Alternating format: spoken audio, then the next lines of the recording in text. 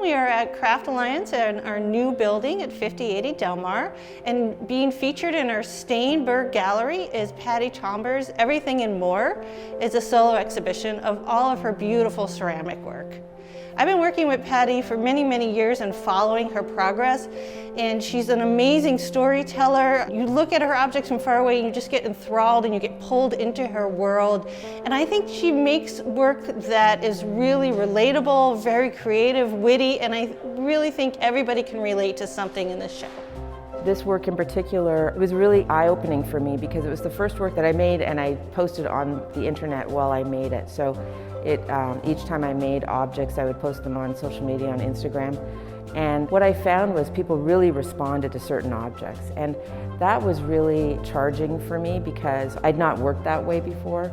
And so having people respond to what you made and share their stories with you, it became this conduit to ideas that were outside of my realm, and it really confirmed this sense of what we are as makers and then what the objects can mean to people. And that was really enlightening for me. This work behind me is 365 objects made out of terracotta. Each object reminds me of a person or people. The idea being that objects that we have around us are charged with a lot of information that are cues to remember our experiences. I take terracotta clay, fabricate the objects by pinching and forming and carving, and then they're fired in a kiln. And these objects behind me, they don't get glaze on them, they're just the natural clay body. And there's variations in the clay depending on when it was fired, and if it was fired a little hotter or a little bit less, so that the color is a little deeper or less deep. I have a piece across the room which is called The Things That Remain, and the idea of that piece was to make objects that are left behind after someone passes. And so this is a specific person that it's a portrait of. And I think of it as a halo of objects that are left behind, and then there's a gap where the person would exist. I have figurative work that I've made, and there's a piece of that in the show, which is sort of a portrait for me of Sir Walter Raleigh, but sort of myself as well. The idea of him looking for El Dorado, and then what he found was a potato and tobacco. So disappointment and how it shifts.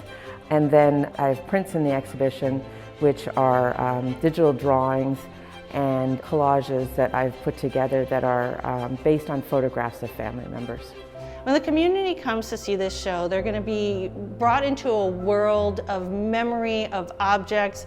The clay is just so gorgeous. The terracotta color creates this vibration off the wall, and you'll be able to walk through and have a little sanctuary of thoughts and memory. It's terrific to be at the Craft Alliance in their new space. It's a beautiful space. The gallery is lovely. This gallery has a lot of reputation that people aspire to, so it feels an honor to be shown in this space.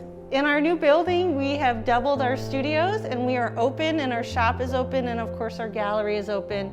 We are also being COVID safe, so please remember you have to wear a mask. You have to sign in when you get here and take your temperature, and we're doing limited capacity. And you can learn more about the exhibition and other things that are happening in Craft Alliance at our website, craftalliance.org.